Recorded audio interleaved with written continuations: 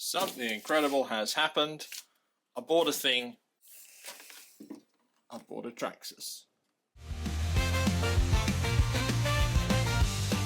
To begin the process of turning this into an rally car, I first had to take stock of exactly what I'd bought.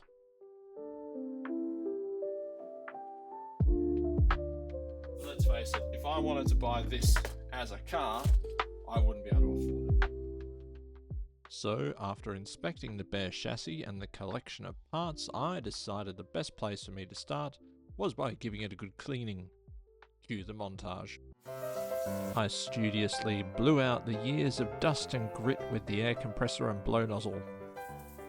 The body was lovingly washed in a mixture of warm, soapy water with Audi's finest dish soap and the flannel that I found in the drawer.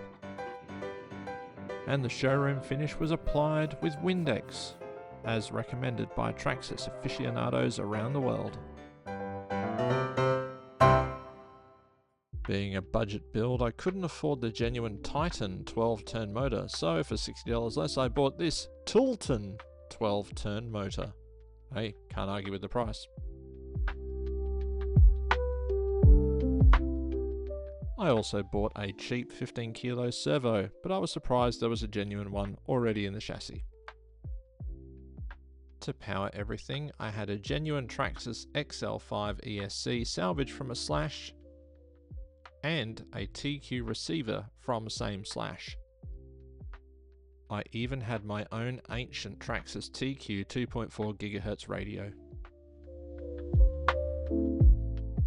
In my cleaning, I found a pinion gear and an antenna nub inside the receiver box.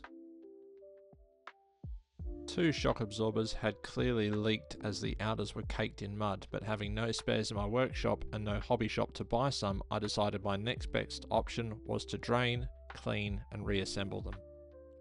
Now's as good a time as any to say I forgot to film that part, but if you would like to see a video on that, leave a comment below. The tyres are certainly worn but not completely past it, so they'll have to do for now.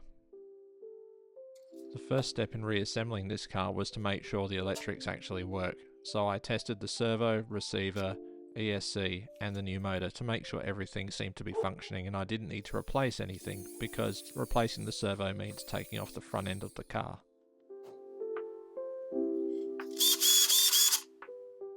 Next I installed my found pinion gear onto my new Tilton 12 motor. Despite the car's generous proportions, the motor bracket was a bit tricky to screw back into place, and checking the gear mesh was not like other cars I've worked on. I opted for the push it all the way forward and then back it off a little bit approach. One thing I really love about my workshop is the electric screwdrivers being on hand for these jobs. I hate changing bits constantly, and these have been a real game changer.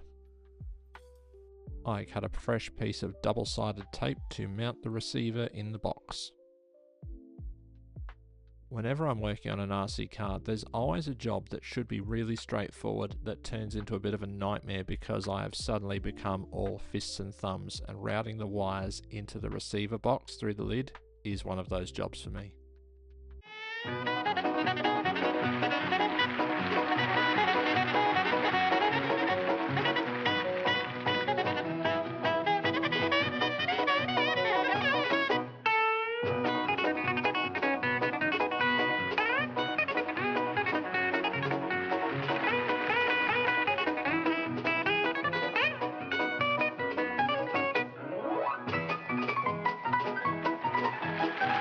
With no instruction book, I had to try and figure out where these bumper pieces went and how they mounted, and I think I got it right, and well, here it is. Here's me faffing around trying to figure it out.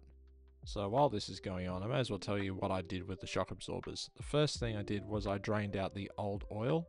I sprayed the outside in degreaser and then wiped them dry. I then refilled them with 35 weight oil and plunged them up and down vigorously to remove as much of the air as possible. And then at that moment is when I realised that I hadn't pressed record on the camera, so this is just to describe the procedure. And like I said earlier, if you want to see a video on that, comment below and I will do a video on that, because I want to give the people what they want. Oh yeah, and then I put the tyres on it. And before you can say, dear Lord, it's a Traxxas, it was done. It is running on 7.2 volts because I don't have an 8.4 volt battery at the time of recording. So I put the body on it and then decided, well, I need to at least take it down somewhere and give it a little shakedown test. So that's exactly what I did. We have a road safety centre down the street from my house, so I took it there.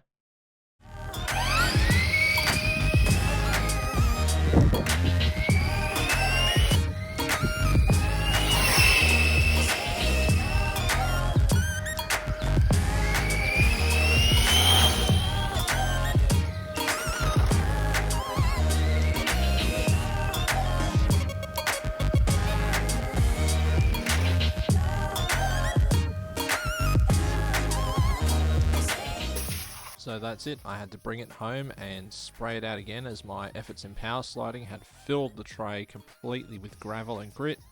I do like the car. I know it's not fast, but it was also running 1.2 volts down. There is more to come. It's a great fun car. I want to up the speed. So if you like this one, please give it a thumbs up and consider subscribing, and I'll see you on the next one.